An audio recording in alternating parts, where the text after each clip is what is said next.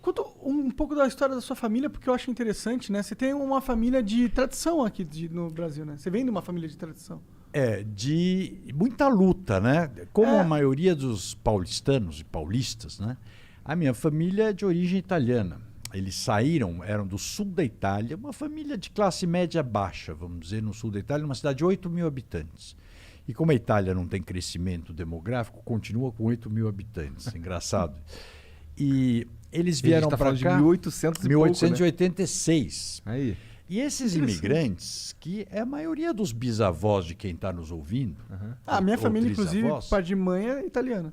Então, a maioria não tem... Aqui em São Paulo, difícil você achar alguém que... Só os quatrocentões, aqueles que são das famílias brasileiras. Mas 90% ou veio da Europa, ou veio do Oriente, né, os japoneses, os árabes, etc. Ou vieram do Nordeste. Pois é, o cara é metade árabe, metade italiano. Eu também. Eu tenho mãe libanesa.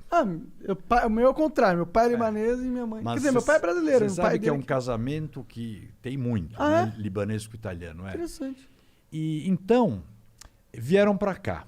Por quê? Porque a Europa estava muito mal e tinha um cara de lá, da cidade, que tinha vindo para o Brasil e escreveu para o Francisco Matarazzo dizendo, olha, vem para cá, isso aqui é a terra que você... É a terra de oportunidades. E ele tinha um monte de irmãos, ele veio, eram 7 irmãos. E ele veio para cá, viu e trouxe um monte, vendeu tudo que tinha lá, a família fizeram, e trouxe secos e molhados, para abrir um armazém de secos e molhados, aqui em São Paulo. O navio chegou no Rio de Janeiro. Na hora de fazer o transbordo, né, de levar a mercadoria do navio para o porto, pôs numa barcaça. Aí a barcaça afundou. Então, perdeu tudo. Você imagina você chegar, porque hoje a gente fala assim, viajou, foi para Itália, 12 mil quilômetros de viagem. Naquela época, ele ainda veio de navio à vela. Caralho. Estava começando o vapor. Olha o que esses imigrantes... Mó relação, cara. Sim, para chegar aqui. Exploradores. Aí chegou num país... O que tinha aqui no Brasil, 1800? Nada. Nada. Era mato, escravos, índios e um pouco de portugueses. Ainda era império, né? Chegou esse cara que chamou ele e falou, não, então vem para Sorocaba que você fica na minha casa. Então ele foi para Sorocaba e ficou lá. Tanto que esse chamava-se Grandino, Fernando Grandino, se não me engano, esse meu bisavô, até o dia que morreu, ele dedicou todos os discursos que ele fez, sempre dedicou a esse amigo e dizia, o meu melhor amigo a quem eu devo tudo que eu fiz, o Grandino. Foi para Sorocaba e começou a mascatear com porcos. Ele comprava porco a prazo e levava o porco e fazia banha, porque a banha era toda importada ainda dos Estados Unidos. Então começou a vender banha, depois começou a crescer, foi fazendo, e aí começou a pôr... Ele viu que a banha, quando vinha dos Estados Unidos, você tinha que comprá-la em barril. Pô, e as pessoas não queriam... O que ele fez? Ele começou a pôr banha em lata pequena, que para vender para o consumidor era muito melhor.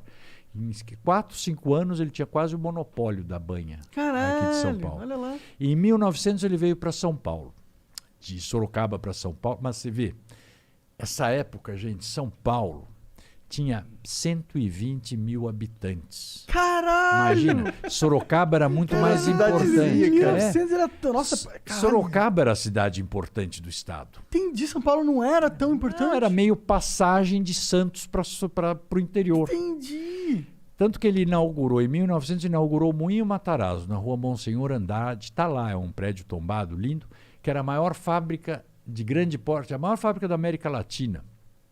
Isso ele fez de 1886 até... Uma fábrica do quê? Desculpe, de farinha? Fábrica de farinha, um de moinho. Farinha. Porque ele já nesse período, acho que sua namorada, que ela craque, sabe? Ela é historiadora. Me lembrou mais do que eu. Ele importava farinha, começou a importar farinha da Argentina. Da Argentina. Então, ela me falou que isso foi uma vantagem competitiva muito enorme, grande para ele, porque a farinha importada era da Europa, normalmente, e como demorava muito tempo de navio, vinha meio podre. Não era tão gostosa azeda. quanto... Sua namorada é uma craque, tá viu? Vendo? Porque foi exatamente o que fez a diferença para o Francisco Matarazzo e o tornou um dos homens mais ricos da época. Foi esse negócio de que ele sacou que a farinha vinda da Argentina chegava mais rápido, com um sabor melhor. E aí ele foi para a indústria. Quando ele morreu, ele deixou 360 fábricas. Caralho, ele criou um pros filhos. império gigantesco. Criou um então. império gigantesco. Ele era bilionário na época. Uma das pras 5 proporções maiores empresas do mundo. Que na época foda, dele. mano. Ele morreu em 37. Agora, era outro Brasil, né, gente? Sim. Outro Brasil. É que eu falo, o cara, ele fez ainda. Então, tudo que ele entrava, ele era pioneiro. Um pouco que nem vocês entraram nessa coisa de podcast. Podcast, sim. Pô, mas então, a vantagem competitiva que vocês têm é imensa. Sim. Porque vocês já dominam a linguagem, a tecnologia, o estúdio. Quer dizer, já fizeram todos os erros daqui para frente. Sim, já fizemos Você- mesmo. Claro, mas Total, como total. ele também. É isso.